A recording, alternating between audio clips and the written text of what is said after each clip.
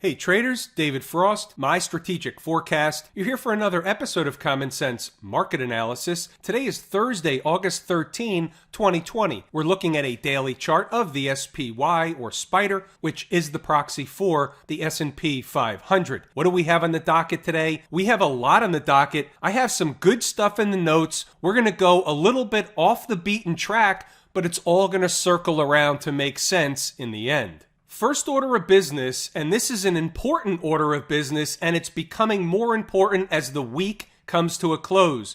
Tomorrow's close, Friday's close, will be extremely important. Let's get that out of the way right out of the chute.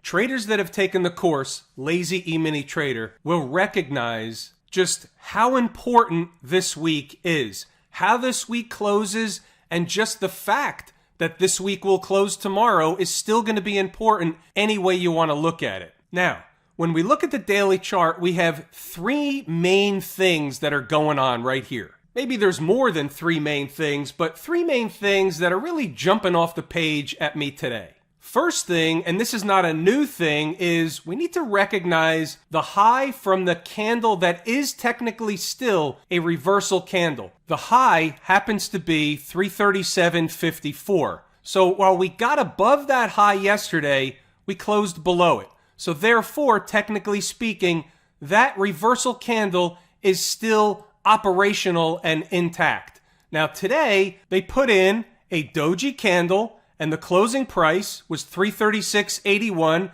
still yet below the high from the reversal candle on the 11th just 2 days ago. So as far as I'm concerned, in my book, that reversal candle is still intact. Now, we have other things going on. The trend is up. The trend is your friend until it's not. We know about that. And we're also going to note that the trend will take precedent over one candle from 2 days ago. We have what we have, but we have to look around the horn. We have to look at everything there is. We have to be able to read the tape, and we have to be able to decide what issue is more important than the next issue. When we're looking for things that make up the full stack, not everything in the stack is created equal. So therefore, net-net, the trend is not created the same as one candle from 2 days ago. What else we got? Well, that was really, instead of one, that was really two things. We have the candle from 2 days ago and we have the trend. So we're going to have more than three. Look at this. Some of you may have seen this before. I actually have played around with this before, but I really forgot about it until this afternoon, and I was just staring at the chart, playing around with stuff. So all I did was I took the low and I connected this pivot low here, and that's it. And all I'm saying is that the market thinks that this trend line is important. How do I know that? Because the market is riding the trend line, right? I'm not making this up. I'm just looking at it, putting a line on the chart and saying, hey, the market thinks this line is important. So guess what? It's important until it's not. What happens if it breaks to the downside? Trouble. What happens if it breaks to the upside? So be it, then they're going to new highs. I'm just saying that we want to pay attention to this line for a break. This line isn't really important for upside. This line is important for a break to the downside. Of note, puzzle piece on the table, more of an awareness at this point. After all, the market has been riding the trend line really since the 24th of July. So what's to say they can't ride the trend line for another couple of weeks? They can. It's on the table. We'll leave it at that. What else we got? How about this one? The whole idea here is that we have to look in places that other people just don't know about, aren't looking, or simply just don't care. Let me explain this one. This is representative of the S&P 500, only it takes all 500 stocks and puts an equal weight to them. The SPY is not weighted that way. It's weighted based on however they weight the individual equities within the index. They're not all weighted the same. It's top heavy just like every other index. So what are we looking at? Well, first off, we're looking at the same daily chart, but what we're looking at here is a high and a potential lower high. So this is interesting because what this is saying is that the S&P 500 actually isn't as healthy as one would believe by just looking at the index itself. So this is really a simple and effective way to look under the hood of the S&P. What do we call this?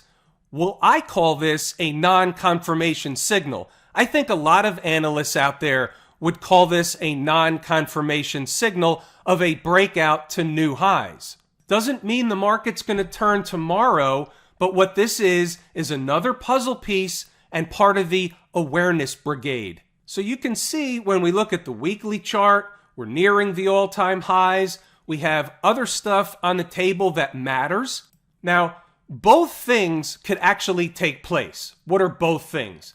The market can spike up, make a new high, get up into the big fat round number camp of ES 3400, SPY 340, maybe a bit higher than that. And then it can also reverse rather quickly. And we're talking about not necessarily minutes. We're talking days, maybe a week. All that can happen rather quickly. And when you pan back from the future and look at history and say, oh yeah, so they spiked the high and then they collapsed back down. Now, we don't know that that's going to happen, but when you're approaching new all-time highs, you have to have the awareness that they can certainly make a new high, but you have to make an assessment whether or not it's ripe that they continue going right now on another leg of a bull market for another 5 or 10% higher. What's the probability that that's going to take place versus the probability that maybe we fail around the highs,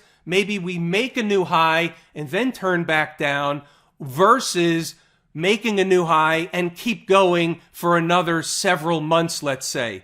We have an election coming up in a couple of months. We still have a crazy situation where the economy really isn't going at full tilt. Just being back at the old highs, you would have to say certainly has a whole host of good news baked in the cake. All these things mashed together are absolutely thrashing around inside my head, and as you know, that is a 100% dangerous place to be. All that being said, how do we handle that information? What do we do with it? Well, all of it, if not even just most of it, is awareness stuff, because on a short-term basis, we're able to read the tape to see if something is morphing into something else. We have support, we have resistance. Once the market gets below or above a certain area on a certain chart, we're able to say, hey, we know that if in fact this support is broken and they start closing hourly, for example, below this number, then we know the next likely scenario is another number below. It's not bullish, but turns bearish. So that's a type of scenario that happens from an intraday basis. And what happens on an intraday basis morphs into what happens on a daily chart and beyond. See how this works? You have to basically knit together the stuff. So what's the hourly chart telling us? Anything definitive? Not really. It's riding the 20-period moving average. All the moving averages sloping upward. The trend is upward. Markets, as a natural course of daily business, get into a chop shop formation and go back and forth. That's the ebb and flow of a market. While it's doing the ebb and flow thing, you can also say it's a lot of times just eating time off the clock, getting ready or building energy for the next push higher if that's what's going to be. So for example, when they're hanging around former highs meaning from a more recent move. Case in point, here's a 120-minute chart. You have a breakdown candle high at 337.47. Now, by looking at this chart, we can say a couple of things. The market's in an uptrend on this 120-minute chart. Doesn't look a lot different than the 60. It's just compressed down a little bit. This breakdown candle is giving the market a little bit of trouble. Closed above it a couple of times, closed back below. The trend is up. The trend is more dominant, but they're hanging around the high. So maybe they're just not ready yet. Maybe they're just building energy, getting ready to make another push higher. The trend is dominant. You look at a 240-minute chart, it compresses down a little bit more, and you see the point. The point is, you have a breakdown candle, they're hanging around the high. If it's going to be rejected, it'll get rejected, but hanging around the high doesn't spell rejection. It spells building energy to get through it once and for all. If they are going to get rejected, they'll come back down toward the 20-period moving average. Where is it? Around 332 and change. 332 will sound familiar. 332 is an important area. It has been all week. You see how this all works? It's just like ducks on a pond. What's going on inside the numbers today? Well, wake up to basically a non-eventful flat market, not a lot going on. So what are they doing?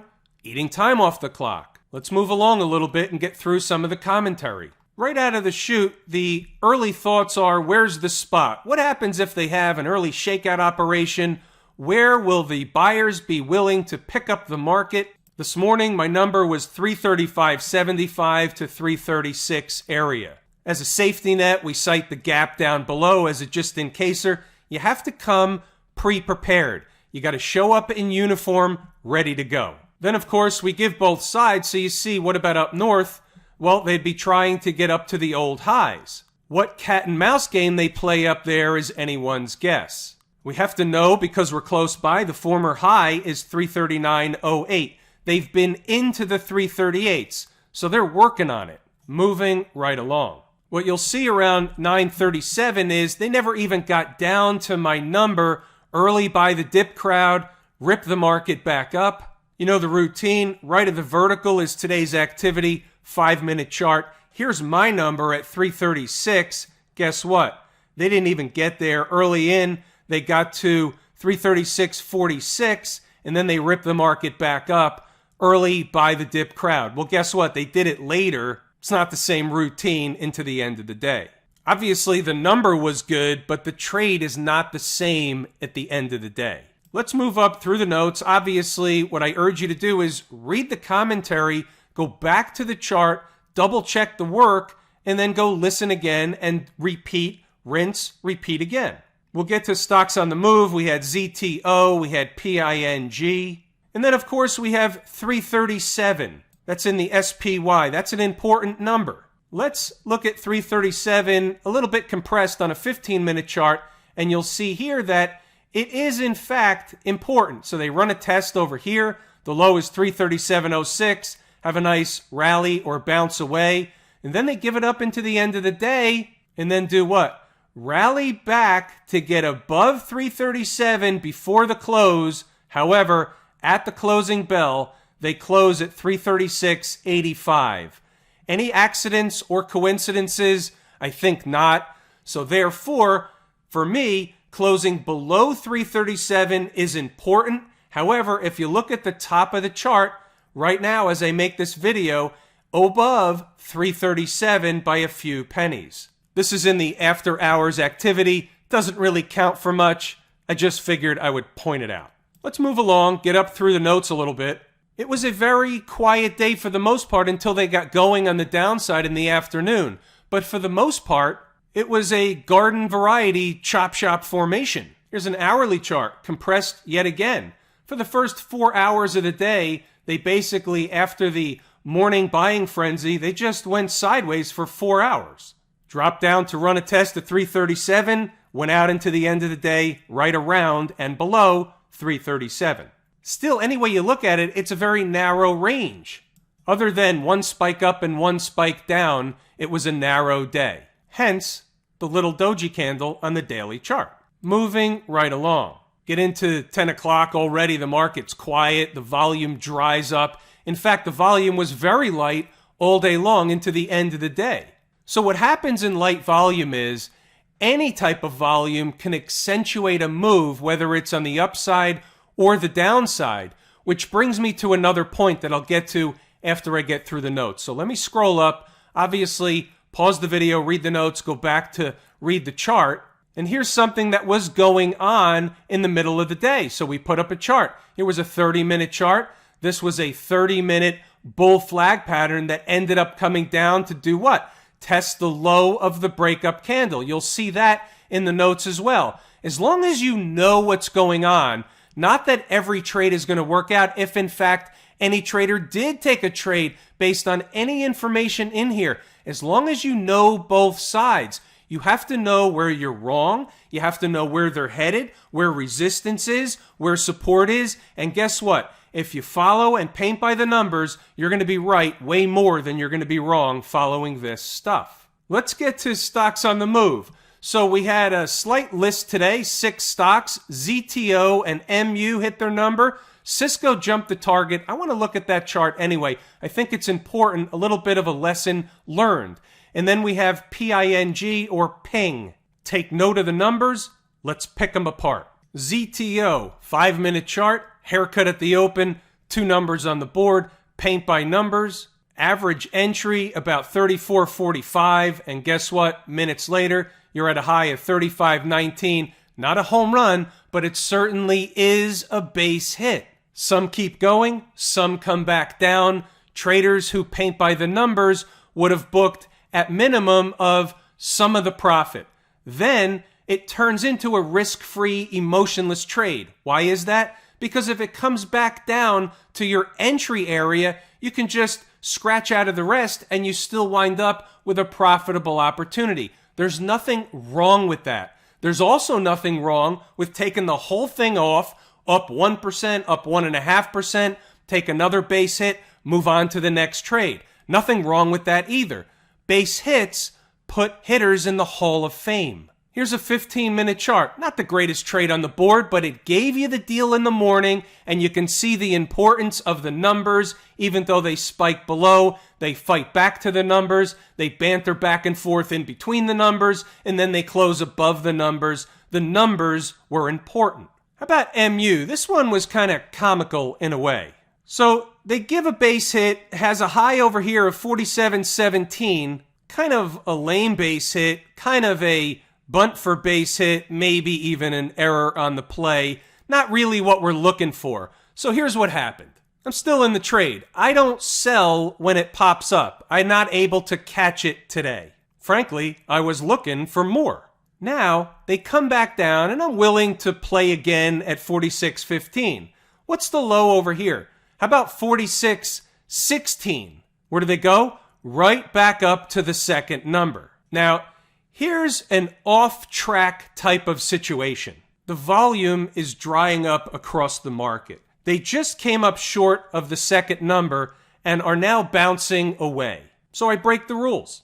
I chase it up a little bit. I buy it about 46.23, and I sell it back up near the second number for a little bit of a gain, and I move on. Now, why would I break the rules, and what was my other side? In other words, what was my safety net or ripcord? If they started closing candles below 46.15, I probably would have gotten concerned. I would have realized I made a mistake. I likely would have left the party, and I definitely would have told you about it because I broke the rules and I got caught. It would have been a good lesson learned, but that's not what happened. But here's the reason I did it.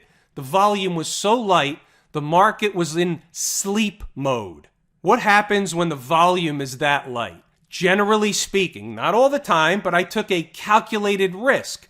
My calculated risk is that my second number got front ran. Not really, but coming up 1 penny short and bouncing away tells me the number was good. Maybe my number was off a little bit, but there is support down there. The volume's drying up. The path of least resistance in light volume is sideways to higher. If the market overall can get some kind of rally going, most of the stocks will catch a bid too. And at that point, I'm really no different than anybody else. I'm not looking for a blockbuster trade at that point. I'm looking to get out. It didn't work. It only worked for a trader that bought down near the second level. But that wasn't me. And then you could see here that the second worked again, and you can see that the stock basically hung around the second level or the second price for a cup of coffee all afternoon long. Let's have a quick 1-minute discussion on the rules. Why would I break the rules? And I did it twice in like the last week. A, I don't normally break the rules. B, I'm a big boy, and so are you. You can break the rules. I have a set of rules. We know if we follow the rules, we're better off than if we don't follow the rules. However, the rules aren't set in stone every single day for every single trader. These are my guidelines that I think traders should operate their business by. But on one day, on one trade, in one situation, I decide to break a rule. I'm a big boy. If I lose, I'll have to eat it. Sometimes there's things called a calculated risk. This, to me, was a calculated risk. Guess what? I got out of the trade. I made a little bit of money. Certainly not enough to brag about. Now let's talk about Cisco.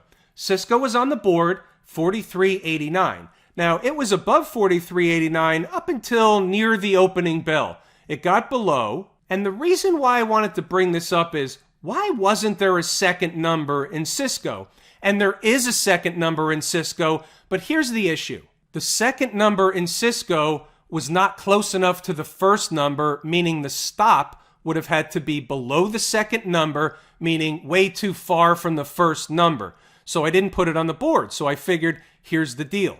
Open below the first number, just scratch it off and move on. They never got to the second number, and as you can see, they didn't really react too good to anything today. Here's a chart with the pre-market activity, so you can see what happened.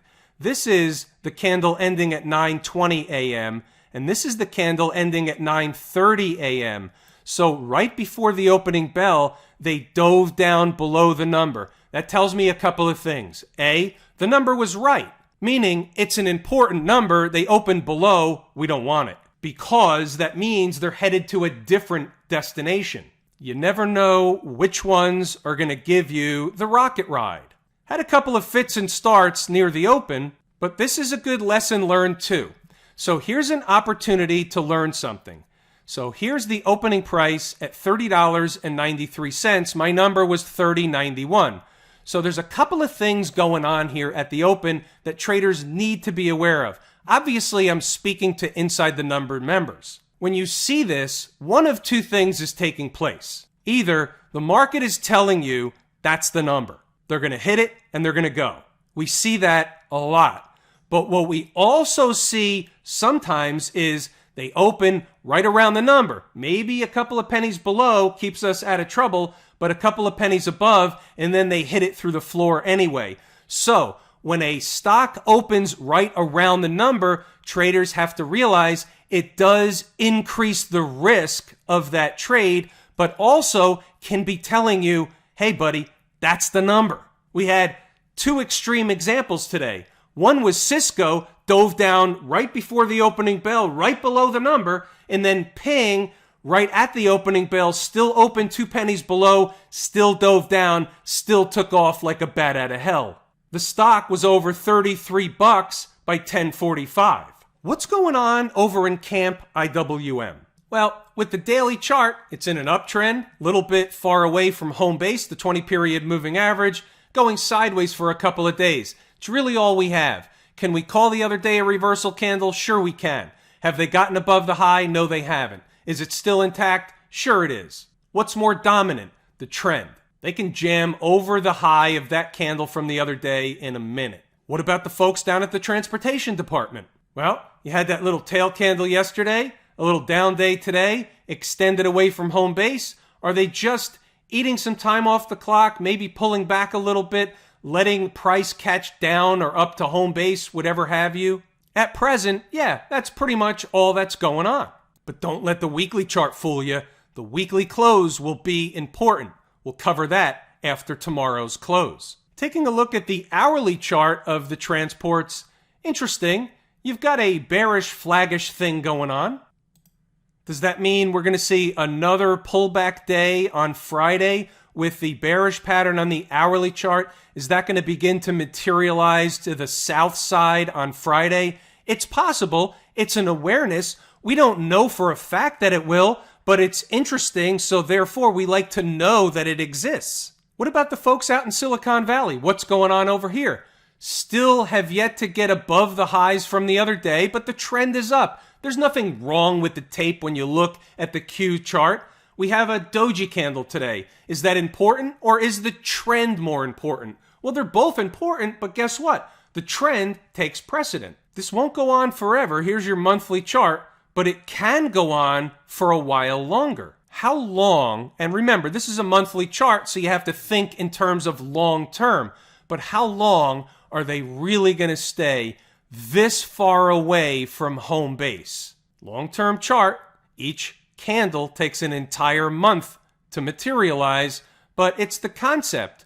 All charts act and react the same way.